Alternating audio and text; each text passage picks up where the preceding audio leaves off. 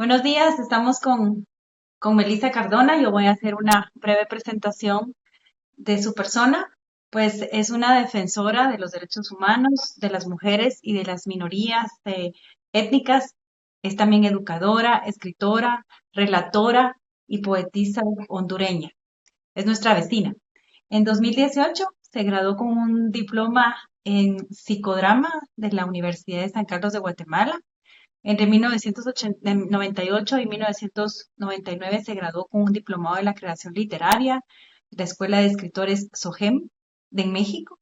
En 1988, mucho antes, se graduó como profesional de las ciencias sociales de la Universidad Pedagógica Nacional de Tegucigalpa en Honduras. Y en 1984 se graduó de maestra de educación primaria. Nos fuimos a mucho, mucho antes acerca de su persona. Yo dejaría esta presentación hasta aquí y me gustaría que usted, Melissa, se hiciera una presentación de lo que ha pasado después de esta última etapa en su vida, ya como docente y como pues persona influyente en temas de los derechos humanos en favor también de las mujeres. Muchas gracias. Mi nombre, como ya explicaron, es Melissa, es el nombre de mi madre.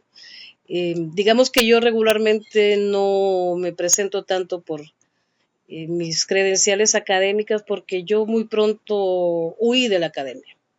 Encontré muy poco alentadora en la academia, en tanto no, pues como que no satisfacía mis deseos y necesidades del mundo cuando era muy joven y luego empecé a hacer otras cosas como escribir. Entonces yo me asumo más una escritora, una activista feminista eh, y por la lucha de los pueblos, ¿verdad? Que yo creo que es una militancia, digamos, dentro del feminismo que se vincula con la lucha de los pueblos indígenas y negros de Honduras y por la lucha por la justicia en el mundo. Por lo tanto, ahora mismo también estoy luchando como puedo contra el genocidio en Palestina. Entonces, digamos que esas son como más mi manera de presentarme y la escritura hace parte central de mis actividades. Perfecto, Melissa. Vamos a entrar de lleno a lo que, pues, al aporte que usted en su etapa o en su parte como escritora aportó al libro El Antropoceno en Crisis y otras pandemias y misceláneas. Para adentrarnos a este tema, me gustaría preguntarle, lo primero es, ¿cuáles fueron las razones por las que usted participó y contribuyó en el relato del libro? Yo fui invitada a escribir a este texto, escribir para ser parte de esta polifonía, ¿verdad? De propuestas, de voces, de planteamientos que es este libro.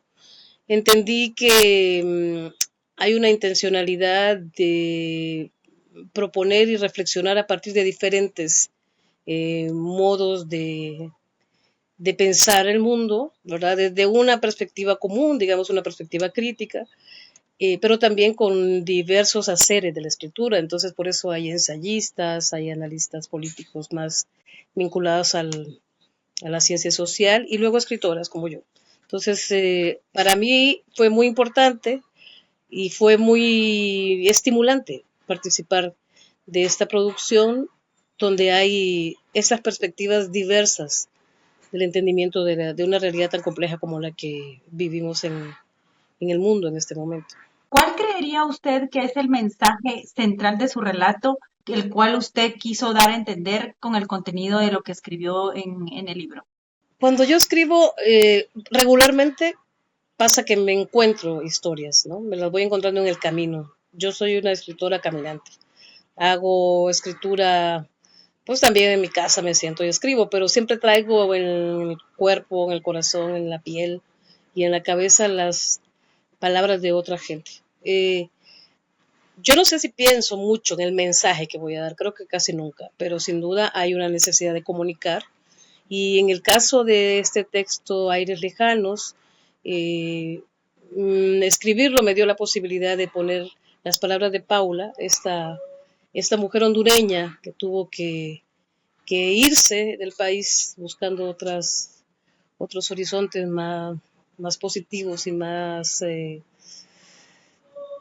más estimulantes para su vida y más sanos en muchos sentidos, y que me contó esta historia. Es decir, no es una ficción en el sentido estricto no es un personaje inventado, es una persona que existe, se llama Paula y vive en Barcelona.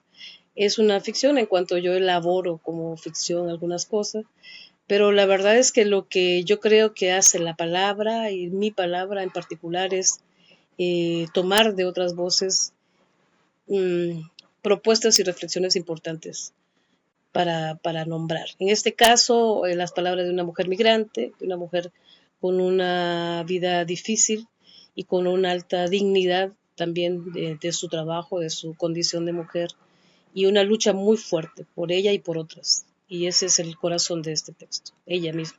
Si pudiéramos en este momento, si alguien no hubiera leído en este momento o ha leído en este momento, en 3 puntos o en 5 puntos, ¿qué reflexión usted podría generar para otras mujeres migrantes que atraviesan por situaciones como la de Paula? Bueno, lo primero es decir que migrar es un derecho humano, ¿verdad? Que yo soy defensora de derechos humanos también y considero que las políticas de migración tienden a criminalizar a las personas por moverse de los territorios. Lo otro es decir que muchas veces la decisión de la migración no es solamente un propósito eh, como un proyecto no solamente personal en el sentido de que, bueno, yo ahora quiero irme de este país, sino que está muy condicionado por la vida misma de las mujeres en Honduras, por ejemplo, como es este caso, de las condiciones de empobrecimiento brutal que trae el capitalismo en este país y también por la violencia patriarcal contra las mujeres. Entonces hay mucha migración vinculada a una gran necesidad de encontrar una vida vivible, ¿verdad? Que no encuentran aquí. Por otro lado, también diría que son mujeres muy valientes, las migrantes, o sea, no solamente porque hacen un recorrido terrible para llegar a los lugares de destino, se encuentran con cosas realmente espantosas y sobreviven a eso, sino porque son capaces de adaptarse, de recrear la vida, de aprender muchísimas cosas y de generarse además espacios políticos para luchar por sus derechos. Son muchas cosas, ¿verdad? Son mujeres que tienen una gran valentía y una fuerza y que representan mucho lo que son de alguna manera, es decir, no dejan de ser las hondureñas o las guatemaltecas o las salvadoreñas que han sido, llevan consigo la historia de sus pueblos, pero están buscando una vida mejor y lo hacen con una gran determinación. Creo que eso es lo que el texto propone y cuenta. Relacionado con esto, con la misma, muy relacionado con la pregunta que le hice anteriormente, pero ¿cómo relaciona usted esta historia escrita con el fenómeno de la migración en general y la diáspora que se vive en Honduras, Centroamérica y en otros países? Mire, la verdad es que para nosotros es muy preocupante lo que está sucediendo viviendo en Honduras. Yo fui migrante también, yo viví en México porque decidí ir a buscar la literatura como oficio allí y la encontré y decidí volver, ¿verdad? Y muchas de nosotras que somos parte de organizaciones feministas y de lucha de los pueblos decimos que también tenemos derecho a quedarnos y estamos peleando por el derecho a quedarnos. Hablamos también de una migración forzosa en el sentido de que los territorios centroamericanos, el territorio de Honduras está siempre en disputa, ¿verdad? Con las grandes empresas que están sostenidas por este modelo extractivo que realmente está haciendo, que está provocando la guerra más allá de lo que imaginamos en nuestras comunidades y desplaza a la gente. Es decir, la gente no solo se va porque lo desea o porque tiene un sueño, sino porque está siendo desplazada por proyectos muy crueles y muy brutales, porque le quitan el agua, el oxígeno, porque les implantan minas, porque les roban la tierra, porque los expulsan, porque les asesinan. Entonces estamos muy preocupadas porque nosotros pensamos que muchas de estas personas no quisieran irse de este país, pero no migran, huyen, ¿verdad? Que no es lo mismo. Entonces, nosotros estamos haciendo una lucha por quedarnos, porque nuestros países sean lugares factibles para vivir, que sean en lugares donde queremos estar, donde están pues nuestros ancestros y ancestras y donde nacen las niñas y los niños que luego vamos criando. y que la gente tenga esa posibilidad de quedarse en su tierra. Mientras tanto, sabemos que en Honduras, por lo menos, hay una migración terrible, ¿verdad? Hay una muy numerosa. Salen de este país cada hora mucha gente huyendo y va en condiciones muy deplorables porque va en condiciones de ocultamiento, de ilegalidad, ¿verdad? Y bajo perspectivas de, de desgracia en los caminos, ¿verdad? Y sin embargo se van igualmente. Entonces creemos que es preocupante y que al mismo tiempo tenemos que exigir que las políticas de los estados no sean tan brutales, que no sean tan crueles con la gente. Definitivamente la gente tiene derecho a migrar y necesita apoyo, respaldo y necesita derechos. ¿Qué papel juega el narcotráfico en este fenómeno?